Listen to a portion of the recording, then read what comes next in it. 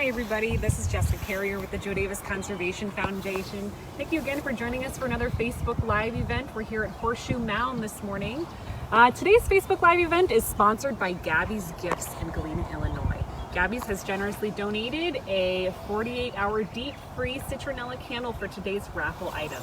So to be entered into the raffle today, all you have to do is comment in the comment section or share this video on your Facebook page. So today we're going to talk about bluebirds and citizen science. So bluebirds in Joe Davis County have been monitored here for over 25 years, and all of this data collected by volunteers through their monitoring has been compiled, and we use this data to track bird population trends throughout the county, throughout the state, and nationwide as well. So bluebirds are in these boxes here. You may have seen these if you've been driving around in Joe Davis County. They kind of have a very distinctive shape to them. They're very triangular. Sometimes you see them along fence rows. Sometimes you see them out in grassy open areas. A lot of times you also see them at golf courses. So if you like to go to golf courses, you probably have seen some of these boxes there. So these bluebird boxes, it's very important that you monitor these because a lot of times if you don't monitor them, they could do more harm than good, because there are a lot of non-native invasive bird species that nest in the same houses that bluebirds nest in. And if you go and monitor them once a week, then you can make sure that the only bird monitoring in there is a bluebird.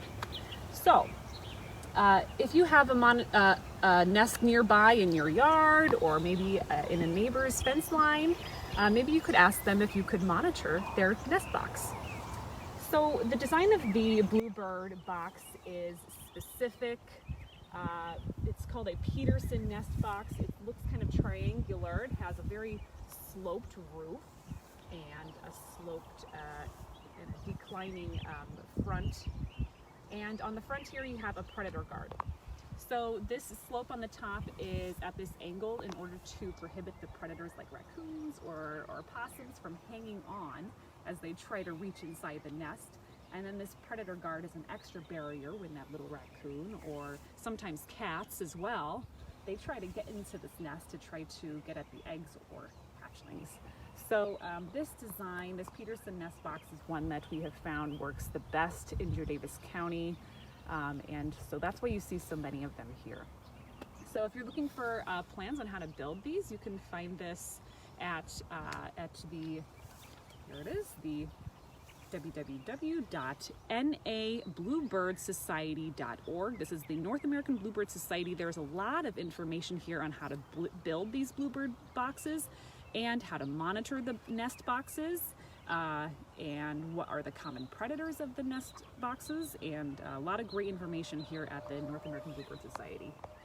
So how do we monitor these bluebird boxes? I'm going to show you a few steps for you to follow when you monitor your bluebird boxes. So the first thing you want to do is you want to stand beside your bluebird box. You don't want to stand in front of it, because if you stand in front of it, the bluebird may come out, and if you're standing right in front of it, it could hit you. So stand beside your bluebird box, and let's see if anybody's home. Then you want to give them a knock, see if anybody's in there.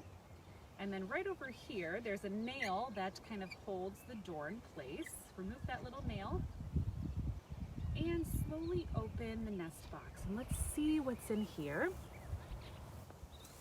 Okay, very cool. So check out this nest in here. This is a bluebird nest, and inside you can see there are little hatchlings.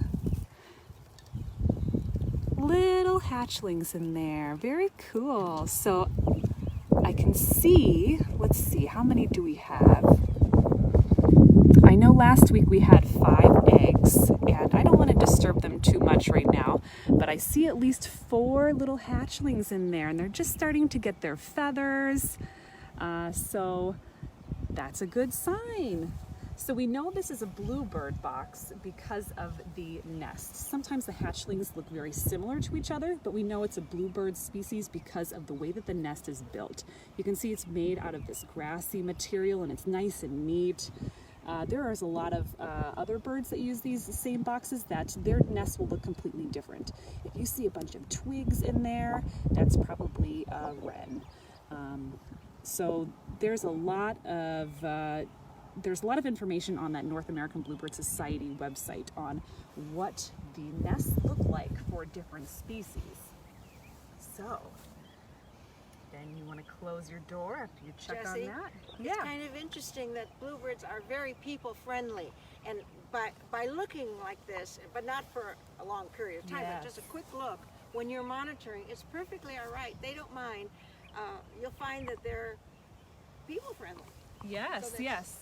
Very good. Okay, could you say that again for us, Joan? Oh, I was just going to say bluebirds are very people friendly.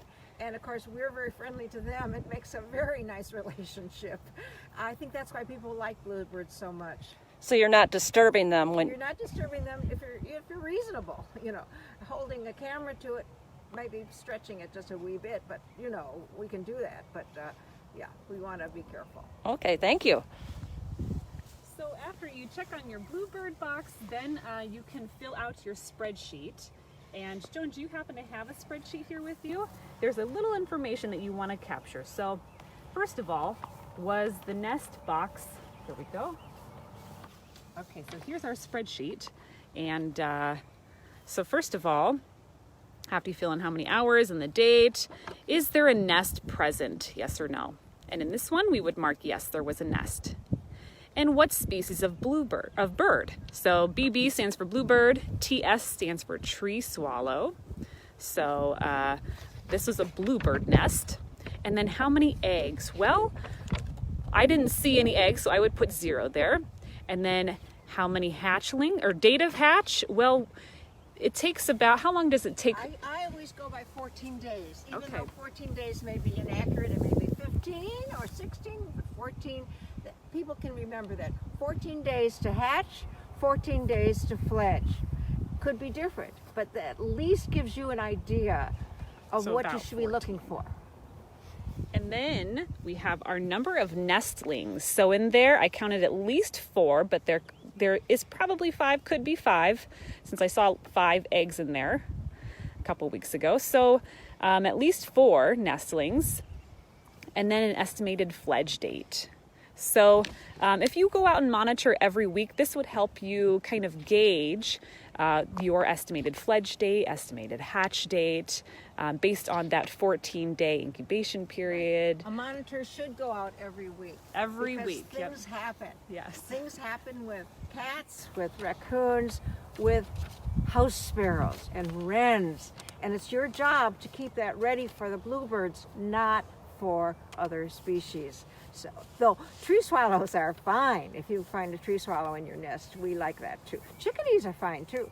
We'll get used to that. But these invasive ones you want to keep out, and that's your job if you're a monitor. You've kind of said, hey, Bluebird, I'm your friend. I'm going to help you here. How would someone learn to tell the different types of nests apart? Well, there's plenty of books and so forth that can tell you. The bluebird nest is very neat. It's all made of grasses, just woven beautifully and neat, compact. However, if you live near pines, they will use pines the same way, so don't be disturbed by that. If it's a tree swallow, they're going to feather their nests. They grab the feathers out of the air and make a beautiful soft bed for their eggs. So that's another way you can tell a tree swallow. The chickadee is in the nest, but they bury their little tiny, tiny eggs and you can barely see them. But if you know that it's a nest with a bird and there's tiny, tiny eggs, it's a chickadee. Then of course, other species have entirely different kinds of nests. Okay, thank you.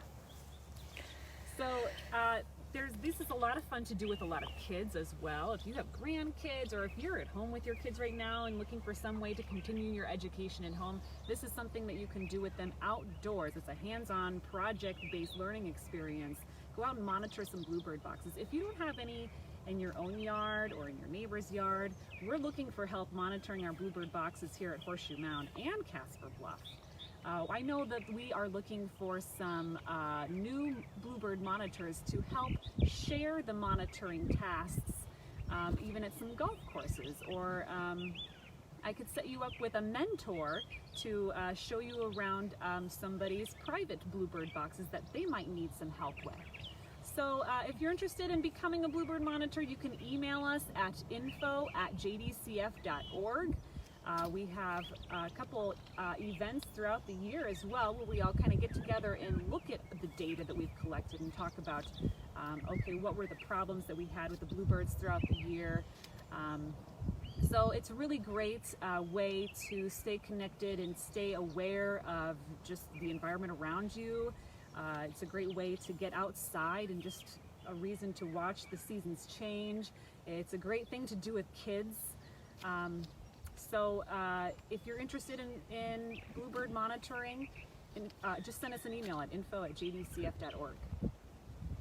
So if you guys have questions or any comments, we can go ahead and answer any questions or comments at this time. Can I show you the pole that the box is on? Yeah. So let me go over here. Okay. These are on poles, as you can see, something very standard from the hardware store. No problem with that. Jessie was right when she said you will see them on fence posts, you'll see them on trees. No. That is a no-no, because on a post like this, the raccoon, the cat, whatever, is going to have a hard time struggling. They'll get there maybe, but they'll have a hard time. Think about being on a tree or on a fence post. All they have to do is get on top, just sit there and grab it, So those are not our prescribed ones.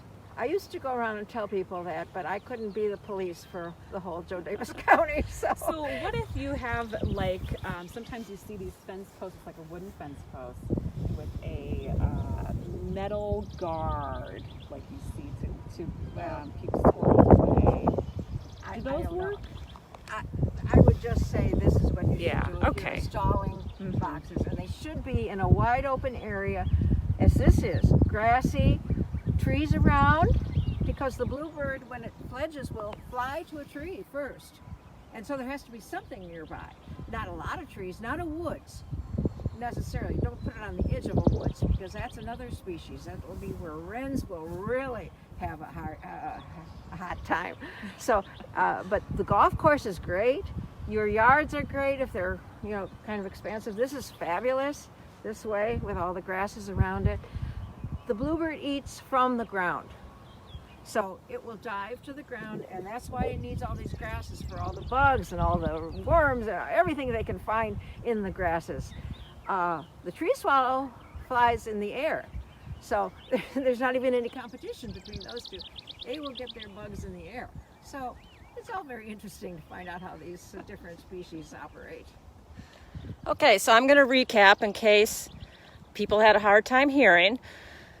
So you want to have the nest box on a metal post like this, not a fence post, and not on a tree because critters can easily climb up. You want it in a somewhat open area, such as you see here, with some trees and stuff nearby, so when the bluebirds do come out, they have a place to go. Cemeteries are good too. Oh, Joan has added that cemeteries are great places as well. So if you are interested in joining the Bluebird Recovery Program here with JDCF, just send us an email at info@jdcf.org. And for more information on how to monitor your Bluebird boxes, this is a great website for more information on that. So remember, if you have more questions later on, you can always write them in the comments section, and we can go around to answering them even after the video is finished. So go ahead and comment or share this video, and remember, you will be entered into the raffle drawing for Gabby's Gift Citronella Candle. So thank you everybody for joining our Facebook Live event, and we'll look forward to seeing you next week.